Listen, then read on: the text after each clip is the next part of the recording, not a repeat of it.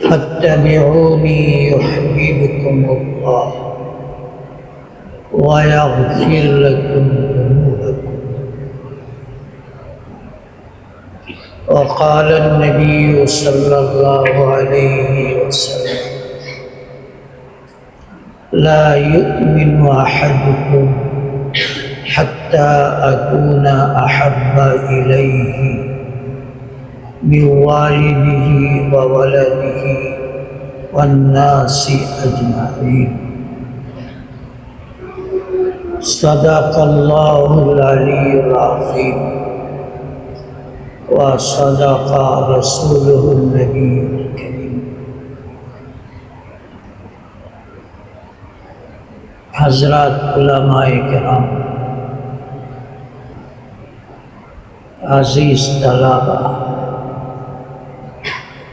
ও এলাকার বিশিষ্ট ব্যক্তিবর্গ, আমরা আজকে এখানে কিছু দিনই আলোচনা করার জন্য, শোনার জন্য বসেছি।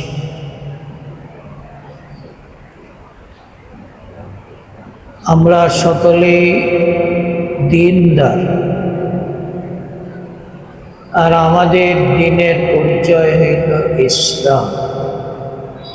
ইন্নাদ-দীনা ইনদাল্লাহিল ইসলাম। ইসলামই হইল এই দিন, যে ইসলামে পরিপূর্ণ রূপে প্রবেশের জন্য আল্লাহ পাকের হুকুম আছে। উদখুলু ফিস-সিলমি কাফাহ, পরিপূর্ণ রূপে প্রবেশ করো। আর এই ইসলাম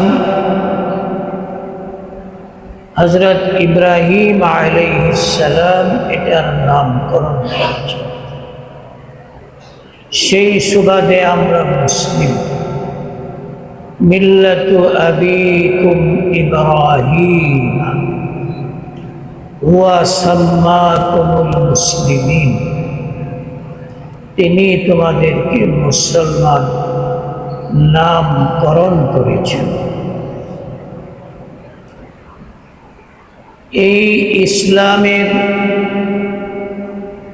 দিনে আল্লাহ পাক আমাদেরকে কবুল করেছেন। এই জন্য আল্লাহ পাকের অগণিত শুকরিয়া আমরা আলহামদুলিল্লাহ।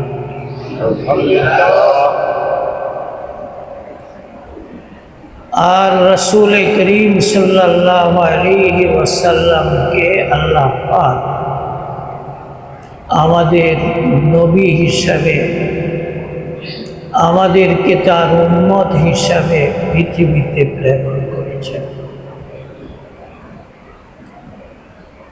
তো আমাদের রব আল্লাহ পাক আমাদের দ্বীন ইসলাম, আমাদের নবী মুহাম্মদুর রাসূলুল্লাহ সাল্লাল্লাহু আলাইহি ওয়াসাল্লাম, কোরআনে কারীমেও বলা হয়েছে মুহাম্মদুর রাসূলুল্লাহ।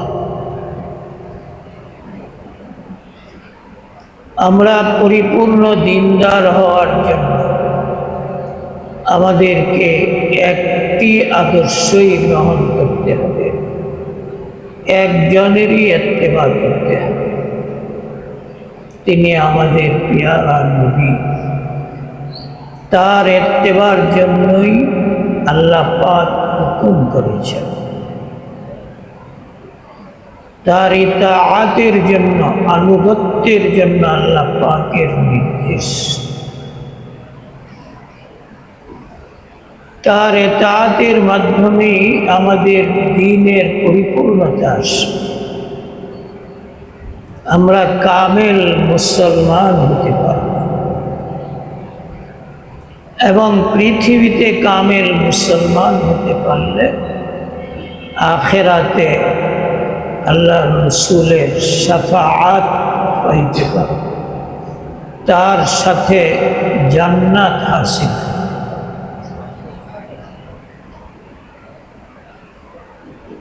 এজন্য আমাদেরকে পরিপূর্ণ ইতাআত গ্রহণ করতে হবে আল্লাহ রাসূল সাল্লাল্লাহু আলাইহি ওয়াসাল্লাম। হুজুর সাল্লাল্লাহু আলাইহি ওয়াসাল্লামের পুরা জিন্দেগিটাই তার সব কিছুই আমাদের জন্য অনুসরণীয়, অনুকরণীয়।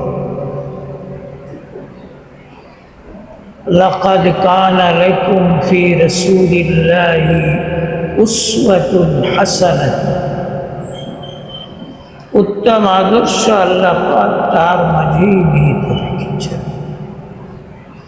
সেই আদর্শকে গ্রহণ করে সাহাবায়ে কেরাম পৃথিবীর মাঝে সর্বশ্রেষ্ঠ জাতি হিসেবে মকবুল হয়ে গিয়েছে। সাহাবায়ে কেরাম আল্লাহ রসুল সাল্লাল্লাহু আলাইহি ওয়াসাল্লামের প্রতিটি কথা, প্রতিটি কাজ, সব কিছুই তারা অনুসরণ করেছেন, পরিপূর্ণ অনুসরণ করেছেন। আল্লাহ রসুল সাল্লাল্লাহু আলাইহি ওয়াসাল্লামের সিরত, সুরত সব কিছুই অনুসরণ করেছেন। আর এই অনুসরণের জন্য যে জিনিসটা মানুষকে হিম্মত তৈরি করে, যে জিনিসটা মানুষকে উৎসাহিত করে, উদ্বুদ্ধ করে, সেটা হলো আল্লাহ রসুল সাল্লাল্লাহু আলাইহি ওয়াসাল্লামের মহব্বত। আর এই মহব্বতটাই সব কিছুর মূল। একবার হুজুর সাল্লাল্লাহু আলাইহি ওয়াসাল্লাম সাহাবায়ে কেরামকে এক এলাকায় অভিযানে প্রেরণ করেছে। ওই এলাকায় অমুসলিমরা মুসলমানদের উপর অত্যাচার উৎপীড়ন করে, তাদেরকে দমন করার জন্য সাহাবায়ে কেরামের এক জামাআত প্রেরণ করেছে। সাহাবায়ে কেরাম যখন ওই এলাকায় প্রবেশ করলেন, এলাকার বালেক বয়স্ক পুরুষরা সব এলাকা ছেড়ে পালিয়ে গেল। তারা আসলে তখন মহিলা, বাচ্চা, কম বয়স এদের উপর কোনো ধরনের অত্যাচার, জুলুম এগুলি করা হতো না, এটার নিষেধ ছিল। সব লোক এলাকা ছেড়ে পালিয়ে গেল। সাহাবায়ে কেরাম অনেক দিন সেখানে মোটামুটি প্রয়োজন অনুযায়ী কিছুদিন অবস্থান নিলেন, কিন্তু কোনো পুরুষদের সাক্ষাৎ পেলেন না। তারা শেষমেশ মদিনার দিকে রওনা করছে। রাস্তায় আসার সময় তাদের নেতৃস্থানীয় একজন ব্যক্তিকে তারা দেখলেন, সে উটের উপর সওয়ার হইয়া কোথায় যেন যাইতেছে। সাহাবায়ে কেরাম তাকে দেখে অগ্রসর হয়ে তাকে ঘেরাও করে ধরে ফেলে, ধরে তাকে নিয়ে মদিনায় চলে আসে। মদিনায় আসার পরে হুজুরকে জানাইলেন পুরা হালত, যে আমরা সেখানে এতদিন ছিলাম, কাউকে পাই নাই, আসার সময় লোকটাকে পাইছি, তাকে ধরে নিয়ে এসেছি। সে কোথায় যাইতেছিল? মক্কায় যাইতেছিল। মক্কা মুআজ্জামায় তাওয়াফ করার জন্য, একটু উমরা করার জন্য সে যাইতেছিল।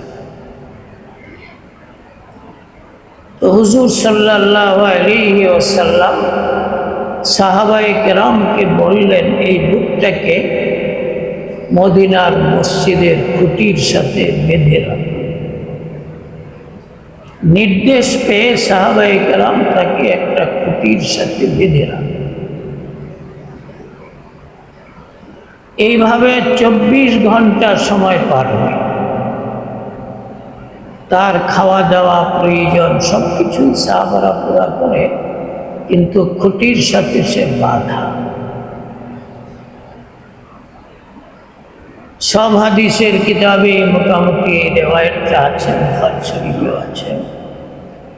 24 ঘন্টা পার হওয়ার পরে হুজুর ইচ্ছাকৃতভাবে ওই লোকটাকে যেখানে বেঁধে রাখা হয়েছে এর পাশ দিয়া গেলেন। যাওয়ার সময় শুধু জিজ্ঞাসা করলেন, তুমি কেমন আছো, তোমার মনের অবস্থাটা কি? হুজুরের কথা শুনে তার মন তো খুব খারাপ, ক্ষিপ্ত অবস্থায় আছে। সে রাগের সাথেই বলল যে আপনার লোকেরা আমাকে ধরে আনছে, ইন তাকতুল তাকতুল জাদামিন, আমাকে যদি আপনারা মেরে ফেলেন তাহলে মারতে পারেন, আমি মারার উপযুক্তই আপনাদের শত্রু। আর এখানে আরেকটু ইঙ্গিত আছে যে আমাকে মারলে এই রক্তটা বৃথা যাবে না, আমার জাতি এটার প্রতিষ্ঠা। আর ওয়া ইন সাআলতা মালান তুরদা, যদি আমাকে মুক্তিপণের বিনিময়ে ছাড়তে চান তাহলে যা মাল চাইবেন তা পাবেন। ওয়া ইন তুনঈম তুনঈম আলা শাকিরিন, আর যদি দয়া করে মুক্তিপণ ছাড়া এমনি ছেড়ে দেন তো আমি কৃতজ্ঞ আপনাদের প্রতি থাকবো, কোনোদিন অকৃতজ্ঞ হব না। তো হুজুর আর কিছু বলেন নাই, চলে গেছে। আরো 24 ঘন্টা এইভাবে বাধা থাকে। পরের দিনও হুজুর তাকে ওই প্রশ্নটাই করলেন, আগে যে প্রশ্ন করেছিলেন। দ্বিতীয় দিনও সে তেমনই উত্তর দিয়েছে। হুজুর চলে গেছে। তৃতীয় দিন আবার হুজুর তার পাশ দিয়ে ওই কথাই প্রশ্নটাই আবার তাকে করলেন। সে আজকে উত্তরটা দিছে যে একটু ভাষাটা নরম, আগের মতো এত গরম ভাষা ব্যবহার করে নাই, বরং দয়া করেন এই কথাটা সবসময় 3 নম্বরে ছিল, ওই দিন হয়তো 1 নম্বরে ছিল।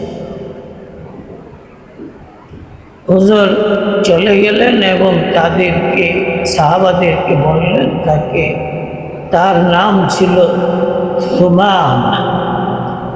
হুজুর বলেন আতলিকু সুমামাতা, সুমামাকে তোমরা ছেড়ে দাও। সাহাবারা তার বাঁধন খুলে দিল। খুলে দেওয়ার পরে সে 3 দিন পরে মুক্ত হইল। মুক্ত হইয়া সে মসজিদ থেকে, মদিনার মসজিদ থেকে বের হয়ে গিয়া আশেপাশে খেজুরের বাগান আছে, বাগানে প্রবেশ করছে। প্রবেশ করিয়া বাগানে পানির ব্যবস্থা থাকে, কূপ থাকে, কূপের থেকে পানি উঠাইয়া সে গোসল করছে। গোসল টোসল করে আবার মসজিদে প্রবেশ করছে। এবার ইচ্ছাকৃতভাবে মসজিদে প্রবেশ করছে। তখনও হুজুর সাহাবাদেরকে নিয়ে বসাচ্ছেন। মসজিদে প্রবেশ করে হুজুর সাল্লাল্লাহু আলাইহি ওয়াসাল্লামের সামনে একেবারে হাজির হয়ে সে কালিমায়ে শাহাদাত পড়ছে, ইসলাম গ্রহণ করছে। ইসলাম গ্রহণ করে সে 3টা কথা তার প্রতিক্রিয়া ব্যক্ত করছে। এক নম্বরে সে বলছে যে আজকের দিনের আগ পর্যন্ত আমার অন্তরে আপনার প্রতি এত ঘৃণা ছিল, এত হিংসা ছিল যে আমার দৃষ্টিতে পৃথিবীতে আপনার মতো খারাপ মানুষ কেউ নেই, সবচেয়ে আপনাকে আমি ঘৃণা করি। কিন্তু আজকে আমার মনটা এমন পরিবর্তন হয়েছে যে আপনার চাইতে বেশি মহব্বত পৃথিবীতে আর কাউকে করি না। আপনি আমার সবচেয়ে প্রিয় ব্যক্তি হয়ে গেছেন। 2 নম্বর সে বলল যে আপনার এই এলাকা মদিনা, আমার ধারণায় মদিনার চাইতে খারাপ জায়গা আল্লাহ দুনিয়াতে আর তৈরি করেননি, এত খারাপ ধারণা মদিনার প্রতি ছিল। কিন্তু আজকের থেকে আমার মনের অবস্থাতে যে মদিনার চাইতে উত্তম কোনো জায়গা আল্লাহ পাক দুনিয়াতে আর পয়দা করেননি। মদিনাকে আমি এত ভালোবাসছি। 3 নম্বর, আপনার ধর্ম ইসলাম, এটা আমার কাছে একটা ঘৃণিত ধর্ম ছিল, কিন্তু আজকে এর চাইতে শ্রেষ্ঠ বা সঠিক ধর্ম পৃথিবীতে আর কোনোটাই নাই। আমার এই বিশ্বাস, এই আকীদা অন্তরের মধ্যে তৈরি হয়ে গেছে। 3টা বিষয় তিনি প্রকাশ করলেন। হুজুর এবং সাহাবায়ে কেরাম শুনতে থাকলেন। শেষে তিনি বললেন, ইয়া রাসূলুল্লাহ, আমি তো এলাকার থেকে বের হয়েছিলাম বায়তুল্লাহ তাওয়াফ করার উদ্দেশ্যে, এখন আর আমার নিজস্ব কোনো এরাদা নাই, আপনি যদি বলেন তো আমি বায়তুল্লাহ যাব, আর অনুমতি না দিলে যাব। হুজুর তাকে অনুমতি দিলেন, যাও তুমি ভালো কাজের জন্য বের হয়েছ। তিনি বায়তুল্লাহ দিকে মক্কায় রওনা হয়ে গেলেন। মক্কায় পৌঁছার পরে মক্কার লোকেরা তাকে এসে ঘেরাও করে তাকে গালিগালাজ ভর্ৎসনা করতে থাকলো। তুমি নাকি বাপদাদার ধর্ম ছেড়ে মুহাম্মদের ধর্ম গ্রহণ করেছ, তুমি সাবাই হয়ে গেছ ইত্যাদি বলে তাকে তাকে তিরস্কার করতে থাকে। এবং কিছু লোক তাকে মারার জন্য প্রস্তুত হয়ে গেল। তখন যারা জ্ঞানীগুণী ছিল এরা বাধা দিল যে সে যে এলাকার লোক, ওই এলাকার থেকে আমাদের অনেক খাদ্যশস্য আমদানি হয়, তাকে যদি মারো তাইলে রাস্তা বন্ধ হয়ে যাবে, আমাদের জন্য সমস্যা হবে। সে এটা বলছিল যে আজকে যদি তোমরা আমার সাথে দুর্ব্যবহার করো, আমাদের এলাকার থেকে একটা দানাও তোমাদের এলাকায় আর আসবে না, আল্লাহ রসুলের অনুমতি ছাড়া কিছুই হবে। তারা ভয় পেল। আসলে ইমানদারের অন্তরে এই মহাব্বত চেতনা তৈরি হওয়া চাই। এই প্রসঙ্গে আরেকটি হাদিস আলোচনা করা যায়। মহাব্বতের, আল্লাহ রসুলকে মহাব্বত করলে কি ফায়দা হয়, সেটা হইল যে ইয়ামন দেশ থেকে, এটাও হাদিসে আছে, তার হাদিসে আছে, ইয়ামন দেশ থেকে একটা লোক মদিনায় আসলো। জুল খুয়াইসিরাহ ইয়ামান, জুল খুয়াইসিরাহ ইয়ামান দেশের লোক, এই জন্য ইয়ামান। দীর্ঘ সফর করে মদিনায় আসলো। সে গ্রাম এলাকার লোক ছিল। মদিনায় আসার পরে সে দেখলো সে দেশেই ইমানের দাওয়াত পাইছে, ইমান দেশের থেকেই সে গ্রহণ করে আসছে। মদিনা মসজিদে ঢুকে আসে, দেখলো আল্লাহ রসুল সাল্লাল্লাহু আলাইহি সাল্লামকে, সাহাবায়ে কেরামকে নিয়ে তিনি আলোচনা করতেছেন, কথাবার্তা করতেছেন। এই লোকটা ওই মজলিসে বসে অনেকক্ষণ মজলিসে বসে থাকার পরে সে হুজুরের প্রতি অনেক গভীর শ্রদ্ধা তার দিলে আসলে সে অন্তর থেকে একটা দোয়া করল।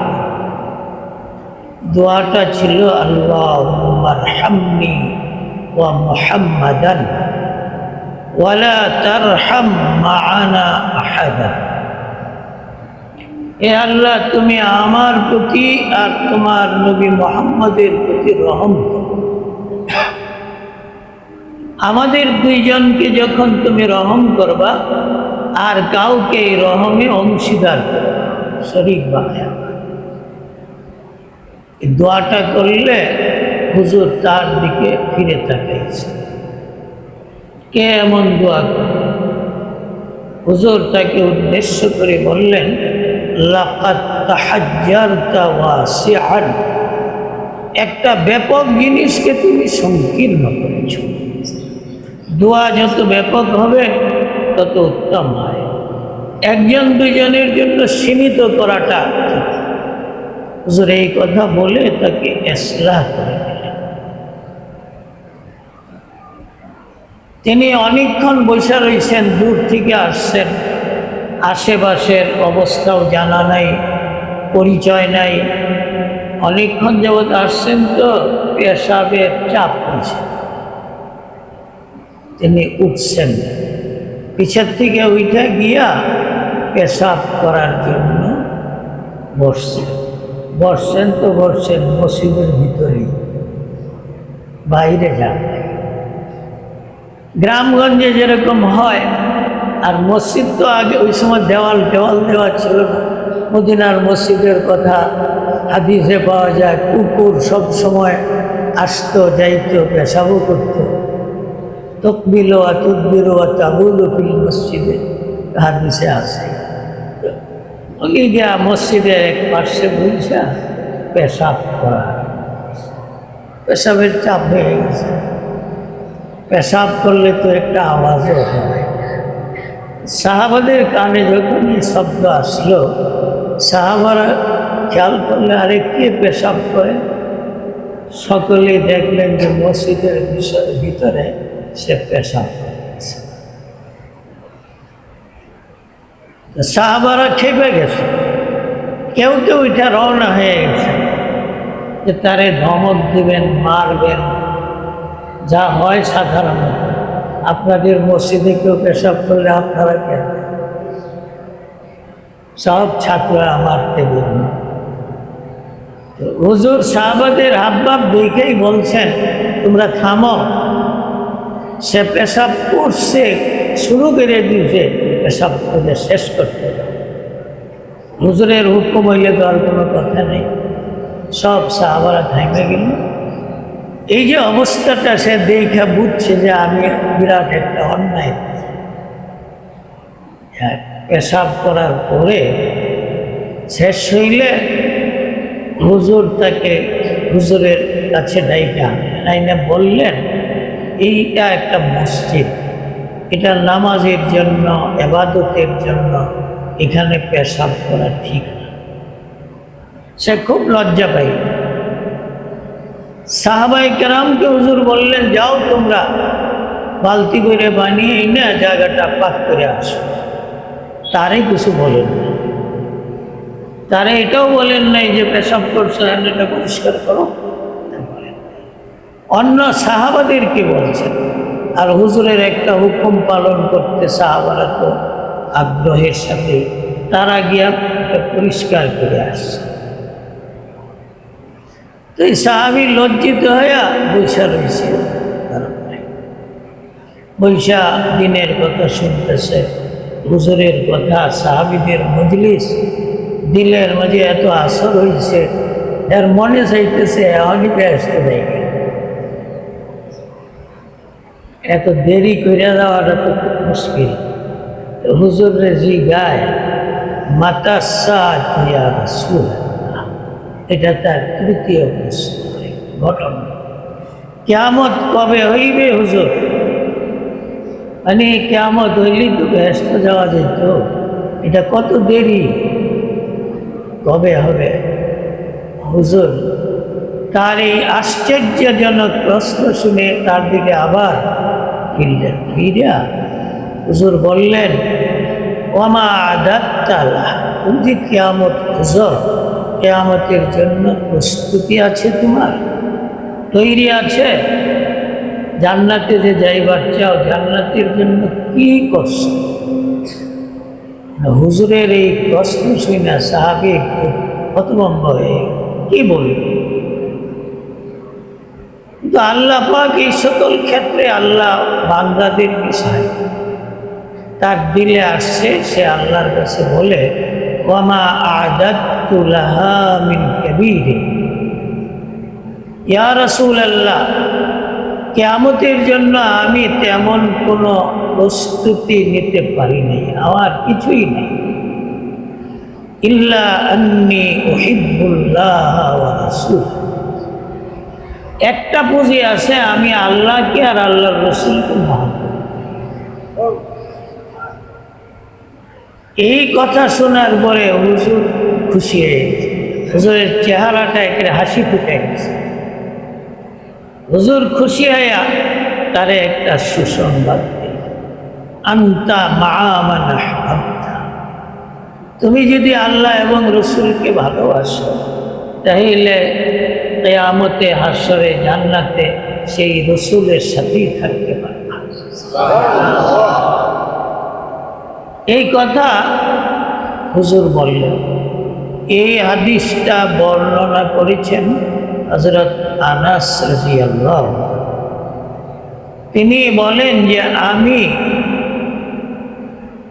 সাহাবায়ে কেরামকে কোনোদিন এত খুশি হতে দেখি নাই, ওই দিন যত খুশি হইতে দেখেছি। এই কথা শোনার পরে সাহাবীরা এত খুশি হয়েছেন, এত আনন্দিত হয়েছেন, হযরত আনাস বলেন আমি জীবনে এত আনন্দ সাহাবাদের মাঝে আর দেখি নাই। আনন্দ এই জন্যই পাইছেন যে আমরা তো আল্লাহ রসুলকে মহব্বত করি, আর আজকে হুজুরে বলছেন যারে মহব্বত করব তার সাথে আমার আখেরাত হবে, জান্নাত হবে। এটা শুনে সব সাহাবারা খুশি হয়ে গেছে। এই যে ঘটনা, এটার থেকে আমাদের শিক্ষণীয় হলো আল্লাহকে, আল্লাহর রসুলকে মহব্বত করতে। ওই সাহাবীর ঘটনা হইল পরবর্তী, উনি মদিনার থেকে এক সময় আবার নিজের এলাকার দিকে রওনা হয়ে গেলেন, ইয়ামান দেশে। তিনি যখন ইয়ামানের সীমানায় গিয়া পড়ছেন, লোকেরা জানতে পারছে যে উনি আসতেছে। এলাকার সব নারী পুরুষ সব মানুষ আইসা রাস্তায় তার জন্য অপেক্ষা করতেছে। তিনি যখন প্রবেশ করলেন, সকলেই তার চতুর্পার্শ্বে জমা হয়ে গেছে, পুরা এলাকার মানুষ। তাদের একটা জিজ্ঞাসা, তুমি যে রাসূলকে দেখতে গেলা, কিরকম পাইলা, আমরা শোনাও। তখন এই লোককে এই কথা যখন জিজ্ঞাসা করছে এলাকার লোকদের পক্ষে, এই লোক খালি কান্দে, কথা বলতে পারে না, চোখ দিয়া খালি পানি পড়তেছে। এত ক্রন্দন তার আসছে যে তার মুখে কথা বলার শক্তি নেই। বেশি কাঁদলে মানুষ কথা বলতে পারে না। এলাকার মানুষ আশ্চর্য হয়ে গেল যে লোকটা কি হইল। আমরা তারা জিজ্ঞাসা করলাম নবীরে কেমন দেখলাম, সে খালি কান্দে, তারা বুঝতে পারে না বিষয়টা।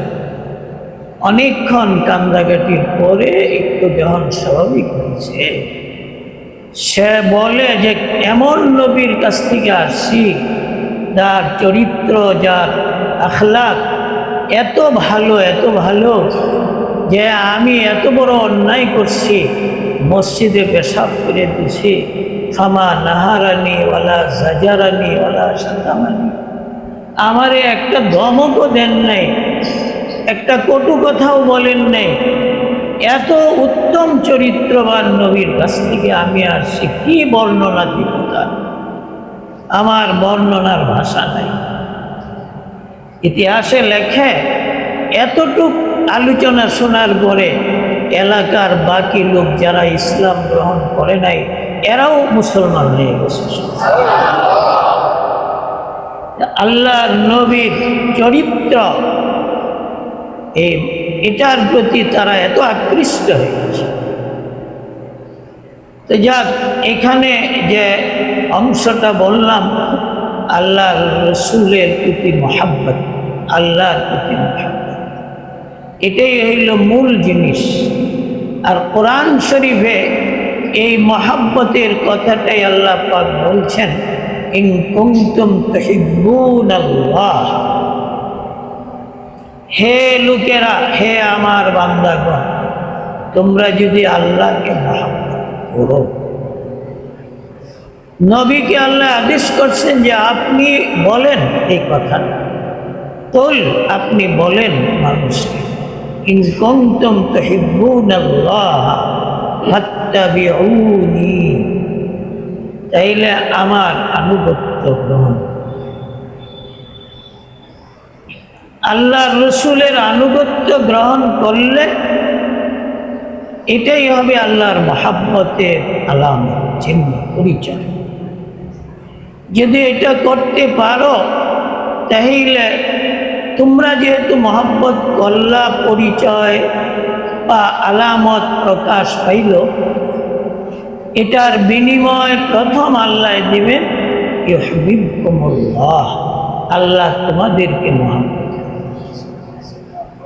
আল্লাহ যাকে মহব্বত করবেন তার ঈমান মুকাম্মাল হবে, আল্লাহর বান্দার মাঝে সে শ্রেষ্ঠ ব্যক্তি হবে, দুনিয়াতেও কোনো শান্তি হবে, আযাব গজব আসবে না, মৃত্যুর সময়, আখিরাতে সব সময় আল্লাহর মাহবুব হয়ে যেতে পারা, এটা আল্লাহর রসুলের বরকত। কেন? তিনি হাবিবুল্লাহ। তাই আল্লাহ বলছেন ইউহিব্বুকুমুল্লাহ, ওই শব্দটাই। এটা তো দুনিয়ার জীবনে মহাব্বতটা প্রতিষ্ঠিত হবে, আর পরকালের জন্য দুনিয়াতেই ওয়াগফির লাকুম যুনুব, আল্লাহ পাক তাদের গুনাহগুলি মাফ করে দেবেন। তোমরা যেহেতু অধিকাংশ ছাত্র, তোমরা একটা জিনিস শুধু আমল করো, সেটা হইল আল্লাহ রসুল সাল্লাল্লাহু আলাইহি ওয়াসাল্লামের সুন্নতকে গ্রহণ করো। জীবনের সব ক্ষেত্রে এমন কোনো ক্ষেত্র নেই যেখানে আল্লাহ রসুলের সুন্নত নেই। নামাজ পড়বা, এখানে 51টা সুন্নত। ওযু করবা, এখানে প্রায় 17-18টা সুন্নত। সব আমলের মাঝে এমন কোনো ফরজ নেই যেটাতে সুন্নত নেই। হজের ফরজ ওয়াজিব কম, সুন্নতি বেশি। সুন্নত ফিকহি পরিভাষায় তো ফরজ ওয়াজিবের পরে যে আমলটা, এটা সুন্নত। তো তাসাউফের পরিভাষায় ফরজ, ওয়াজিব, সুন্নত, মুস্তাহাব, নফল সবটাকেই সুন্নত। হাদিসের পরিভাষায় হাদিসকে সুন্নত বলে। তাই হুজুরের সুন্নত অর্থ ফরজ, ওয়াজিব, সব সুনান, সবগুলি পালন। হুজুর কেমনে কাপড় পরতেন, কেমনে কাপড় খুলতেন, কেমনে মসজিদে ঢুকতেন, কেমনে বের হতেন, কেমনে জুতা স্যান্ডেল পরতেন, কেমনে খুলতেন, কেমনে খাইতে বসতেন, কিভাবে পানাহার করতেন, কেমনে রাস্তায় হাঁটতেন, কেমনে ঘরে শুইতেন, অজু করতেন, গোসল করতেন, খাওয়া দাওয়া করতেন, কি কাজ করতেন, জীবনের সব ক্ষেত্রে সুন্নত আছে। সেই সুন্নতগুলি জানবে, আমল আসাতেজায়ে কেরাম তোমাদেরকে একটা একটা করে সুন্নত শিখাইবেন, তোমরা এটার উপর আমল করবে। যেমন আমাদের শায়েখ তিনি বারবার বলতেন তিনটা বিশেষ সুন্নত আছে। একটা হইল বেশি বেশি সালাম দেওয়া, একে অপরকে বেশি বেশি সালাম দেওয়া, এটা অনেক গুরুত্বপূর্ণ বিষয়। বুখারী শরীফের সালামের ব্যাপারে অনেক অধ্যায়ও কায়েম আছে। এই তাকরাউ সালাম আলা মান আরাফতা ওয়া মান লাম তারিফ, সহি শুদ্ধ সালাম দিবে, আগে দিবে, সালামের জন্য অপেক্ষা করবে, বেশি বেশি দিবে, সহি সহি দিবে, আগে আগে দিবে। আমাদের হজরত করতেন আগে দিবে, বেশি দিবে, সহিভাবে দিবে, সহি উচ্চারণ। সালাম এমন এক আমল, এই এক সালামের আমলই মানুষ জান্নাতে যাবে, হাদিসে আছে। যাক, এই একটা সালাম ভালো করে দিবে। আর দ্বিতীয়, যে কোনো ভালো কাজ, উত্তম কাজ ডান দিক থেকে করবে, ডান দিকে আগে করবে। মাথা আশ্রাইবে ডান দিকে আগে, দাড়ি আশ্রাইবে ডান দিকে, নখ কাটবে ডান হাতের আগে, বাম হাতের পরে, ডান পায়ের আগে, রাস্তায় হাঁটবে ডান পাশ দিয়ে হাঁটবে, খানা খাইবে ডান হাতে খাবে, পাত্রের ডান পাশ দিয়া কাছের থেকে খাবে, মসজিদে যাবে, ভালো কাজ ডান পা আগে দিতে, লঙ্গি পরবে, পায়জামা পরবে, জামা পরবে, গেঞ্জি পরবে, জুতা পরবে, ডান হাত ডান পা আগে, খোলার সময় এটা উল্টা। একটা সূত্র জানলে শত শত সুন্নতের উপর আমল দেয়। এই আরেকটা বিষয়। আর 3 নাম্বার, বেশি বেশি জিকির করবে। জিকিরের পদ্ধতিটা হইল উপরে ওঠার সময় আল্লাহু আকবার, নিচে নামার সময় সুবহানাল্লাহ, সমতলে চলার সময় লা ইলাহা ইল্লাল্লাহ অথবা জিকির বেশি বেশি করবে। শেষে আরেকটা হাদিস, যেহেতু তোমরা ছাত্র, তোমাদের এটাই হইল সবচেয়ে বড় সুন্নতের জিন্দেগি। এমনভাবে অভ্যাস করবে তোমার অনিচ্ছায় সুন্নতের আমল চলতে থাকবে। আর এইগুলি আসাতেজায়ে কেরাম মুযাকারা করে তোমাদেরকে শিখে, সাহাবারা এটার দ্বারাতেই অগ্রসর হয়েছে। হাদিসের মাঝে এটা আসছে, মান হাফিজা সুন্নতি আকরামাহুল্লাহু বিআরবাঈন, যে আমার সুন্নতের হেফাজত করবে, আল্লাহ পাক তাকে 4টা সম্মানে সম্মানিত করবে, 4টা নেয়ামত দান করবে। একটা হইল আল মাহাব্বাতু ফি কুলুবিল বারারা, সব নেককারদের অন্তরে তার প্রতি মহাব্বত তৈরি হবে, বরং সকল সৃষ্টির অন্তরে মহাব্বত তৈরি হবে, ফেরেশতার অন্তরে মহাব্বত তৈরি হবে। এই মহাব্বত প্রাপ্ত হবে সে কেন? যে সুন্নত পালন করে আল্লাহ রসুলের মহব্বত করছে, আল্লাহকে মহব্বত করছে, তাই তার জন্য মহব্বত কবুল হবে। 2 নম্বর, আল হাইবাতু ফি কুলুবিল ফাজারা, খারাপ মানুষ তোমাকে দেখলে ভয় পাবে। এটা রোগকারী রোগ আসলে হুজুরের ছিল। এই রোগ একটা জিনিস, এটা তোমার মধ্যে আসে। 3 নম্বর আস-সাআতু ফির রিজক, আল্লাহ খুশি হয়ে যাবেন, তোমার রিজিকের মাঝে প্রশস্ততা আসবে। খাওয়া দাওয়া, চলাফেরা, পোশাক পরিচ্ছদ সব কিছু আল্লাহ বাড়ায় দেবে, এটা দুনিয়াতে। 4 নম্বর আস-সিকাতু ফিদ দ্বীন,